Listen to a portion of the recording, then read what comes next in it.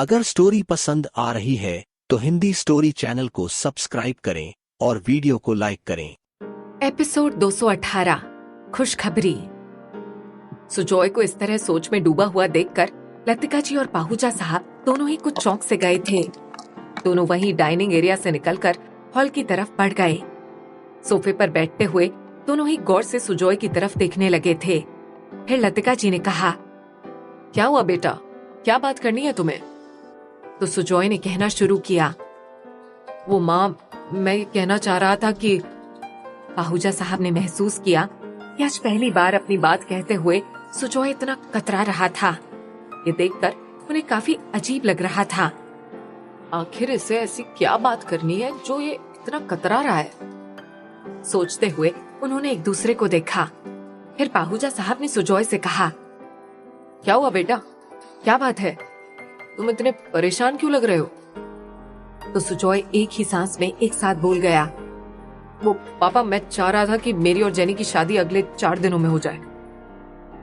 ये सुनकर दोनों लतिका जी और पाहुजा साहब एकदम से चौंक से गए। लतिका जी ने पूछा, क्या कह रहे हो तुम? जबकि पाहुजा साहब ने एकदम से बेचैनी भरे लहजे में कहा, लेकिन सुजॉय, अचानक से फैसला, तुम तो फिल्म रिलीज के बाद शादी करना चाहते थे ना, फिर एकदम से ये शादी की बातें कैसे कर रहे हो?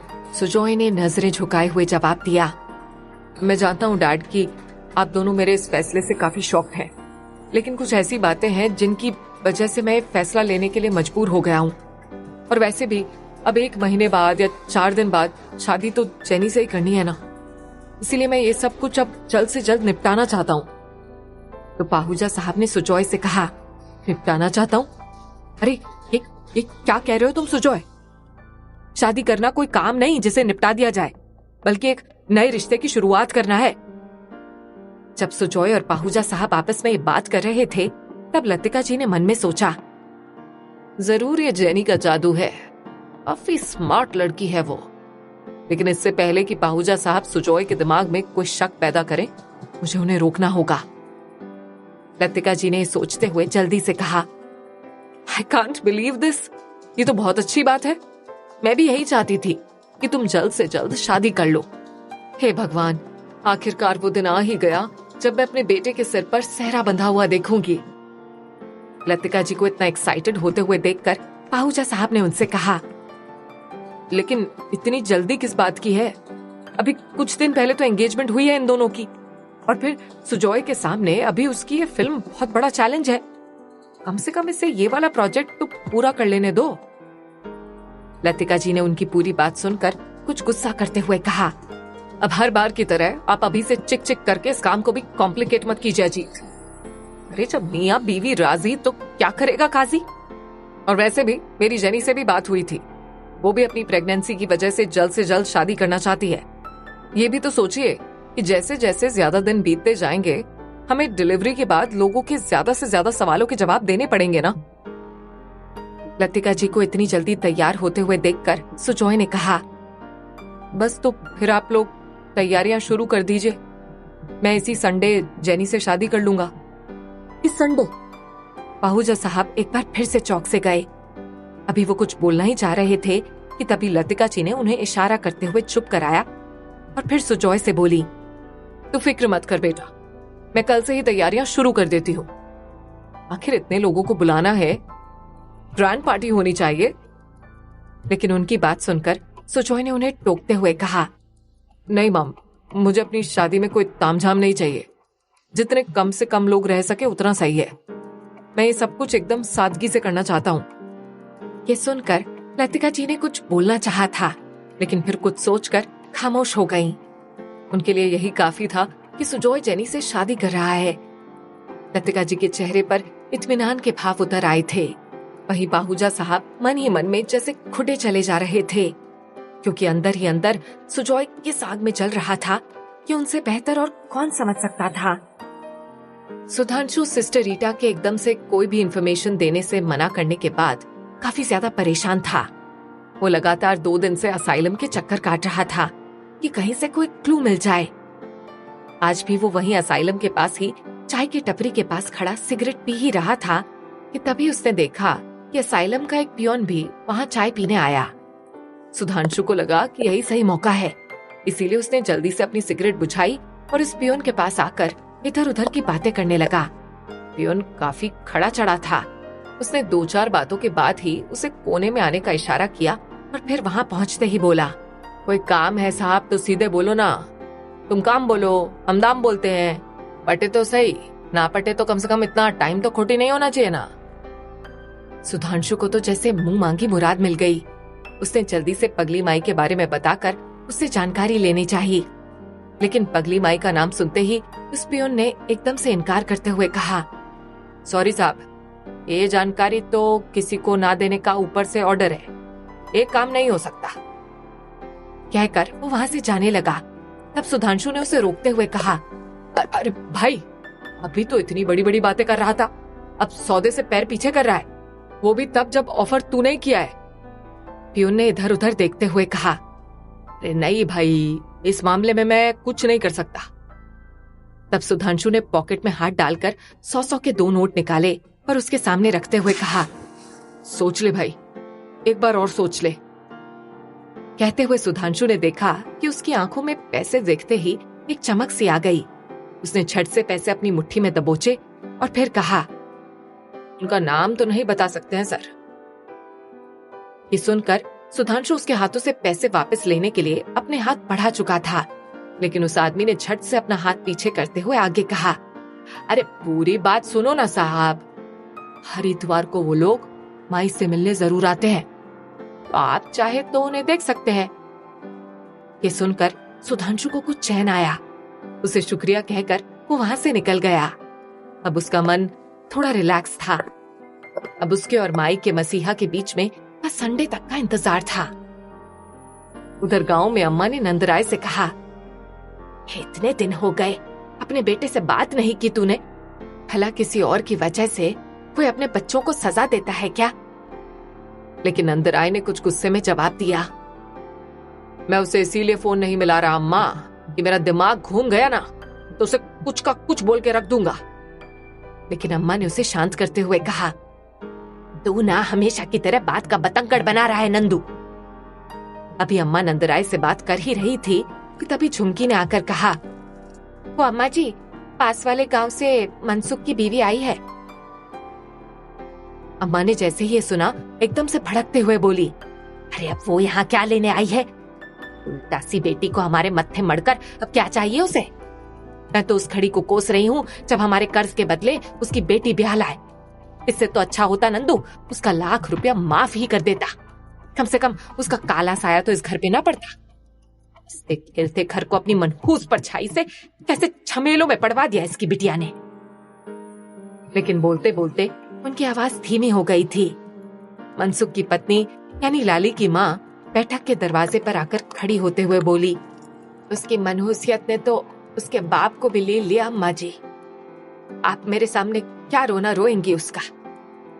उसके मुझे दिए हुए दुख कम है क्या? अम्मा एक पल को हिचकिचा सी गई थी, फिर खुद को शांत करते हुए कहा, अब वो सब चर्चा करके किसको क्या मिलना है? तू बता कि यहाँ आने की क्या जरूरत पड़ी तेरे को? तब लाली की माँ ने अपने हाथ में पकड़े थैले से अखबार निकालते हुए कहा, मैं बस आपसे यही सवाल करने आई हूँ अम्मा जी।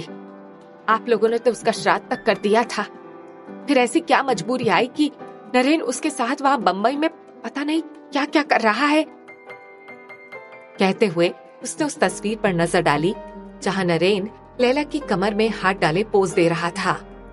अम्मा ने एक नजर नंदराय को देखा जो कि उन दोनों से मुंह फेरे हुए दूसरी तरफ देख रहा था। तब अम्मा ने जवाब दिया, तू ना अपना दिमाग मत लगा ज्यादा। तेरी बेटी इतनी काबिल नहीं थी कि जो बंबई जाकर फिल्में करेगी और उसकी फोटो अखबार में छपने लगेगी। अरे तो कोई हीरोइन है जो तेरी उस उल्टा बेटी की तरह दिखती है, इसीलिए ज्यादा सपने मत देख। और हमारा नरेन इतना गिरा पड़ा नहीं है कि जो उसके बाप का घर उजाड़ कर भाग गई उसी के साथ काम करेगा। अम्मा की बात सुनकर लाली की माँ ने एक बार फिर गौर से उस तस्वीर को देखा और फिर एक तंज भरी हंसी हंसते हुए बोली, सारी दुनिया किसी को पहचानने में भूल कर सकती है अम्मा जी, लेकिन एक माँ अपने बच्चों को पहचानने में गलती नहीं कर सकती। इसीलिए मैं तो ये कभी इस बनी बनाई बात पर यकीन नहीं करूंगी। ये अलग बात है कि मैं उसे पहचानने के लिए बम्बई नहीं जा सकती, लेकिन अगर स्टोरी पसंद आ रही है तो हिंदी स्टोरी चैनल को सब्सक्राइब करें और वीडियो को लाइक करें। फोटो को देखकर तो कोई भी कह देगा ये और कोई नहीं बल्कि लाली ही है। तब नंदराय उन दोनों की बात से कुछ गुस्साते हुए बोला, अरे अब वो कौन है कि कौन नहीं, इसकी फिक्र छोड़कर तुम ये बताओ कि यहाँ क्या लेने आई हो। तब लाली की माँ ने कहा, जब से इस अखबार में तस्वीर छपी है तब से कितने लोग आकर मुझे टोक चुके हैं कि मैंने तो कहा था कि लाली मर गई, फिर ये यहाँ कैसे। थक गई हूँ लोगों को टालते टालते, इसीलिए बस यही कहने आई थी कि अगर वो लाली ही है और नरेन के साथ है तो उस तक बस इतनी सी खबर पहुंचा दे कोई। रात को तो लील गया उसका शोक, अब जो मैं बची हूँ कम से कम मुझे तो बेइज्जत करने का उपाय ना करे, चैन से जीने दे मुझे, इतनों के सवाल टालूंगी मैं। कहते हुए उसकी आंखों में आंसू छलक आए थे।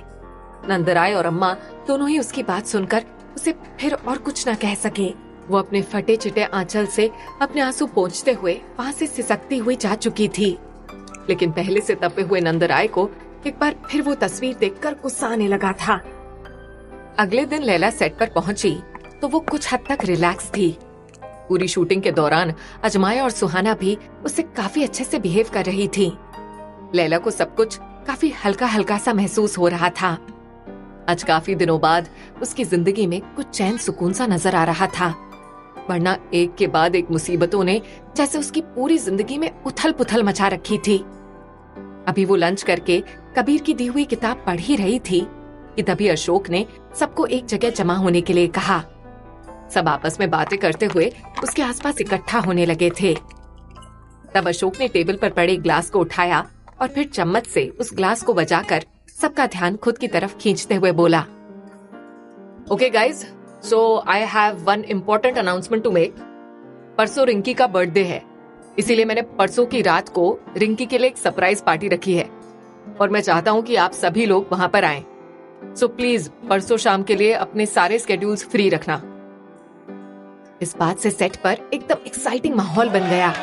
सब अशोक के यहाँ जाने की प्लानिंग काफी जोर शोर से करने लगे थे, लेकिन इस इनविटेशन के बारे में सुनकर लैला कुछ परेशान सी हो गई। अब तक उसने किसी तरह से तो रिंकी का सामना करने से खुद को बचा लिया था, लेकिन अब अभी अशोक के इनविटेशन के बाद तो उसके सामने जैसे अब कोई रास्ता ही नहीं बचा था। आधे अधूरे मन से उसने बाकी की शूटिंग शुरू की और फिर जल्दी जल्दी सारा काम खत्म करके वो घर लौटने पार्किंग की तरफ बढ़ गई। घर लौटते वक्त लैला पूरे रास्ते बस यही सोचती रही थी कि क्या उसे रिंकी की बर्थडे पार्टी पर जाना चाहिए। लैला जैसे ही घर पहुंचकर डोरबेल बजाने ही वाली थी कि तभी उसे अंदर से किसी की आवाज आती हुई महसूस हुई। उसने सोचने वाले अंदाज में डोरबेल बजाई। मारिया ने जैसे ही दरवाजा खोला तो वो अंदर हॉल में झांकते हुए अंदर पहुंची। अंदर पहुंचते हुए उसने देखा कि हॉल में ही सोफे पर जेनी बैठी हुई थी। जेनी को वहां देखकर लैला हैरान सी हो गई और फिर चौंकते हुए पूछा, जेनी तुम इस वक्त यहाँ, सब ठीक है ना? लैला को वहां देखते ही जेनी के चेहरे पर एक जीत भरी मुस्कुराहट सी छा गई। उसने एकदम एटीट्यूड से सोफे से उठते हुए लैला को कहा, हाँ सब बिल्कुल ठीक है, वो मैं यहाँ तुम्हें आज एक बहुत बड़ी खुशखबरी सुनाने आई हूँ। ये सब सुनकर लैला ने मन ही मन झुंझुलाते हुए सोचा, क्या तबाही मचने वाली है यहाँ, एक परेशानी खत्म नहीं होती दूसरी आ जाती है, हे भगवान। सोचते हुए उसने कहा, कहो ना कैसी खुशखबरी? तब जेनी ने कहा, पहले वादा करो तुम इस खुशखबरी में हमारा हिस्सा जरूर बनोगी। ये सुनकर लैला का दिमाग घूम सा गया। न जाने क्यों उसे एक अजीब सी घबराहट सी होने लगी थी। एक अनजाना सा डर लैला को अंदर तक परेशान कर रहा था। क्या जेनी की खुशखबरी में शामिल हो सकेगी लैला? हिंदी स्टोरी चैनल को सब्सक्राइब करें।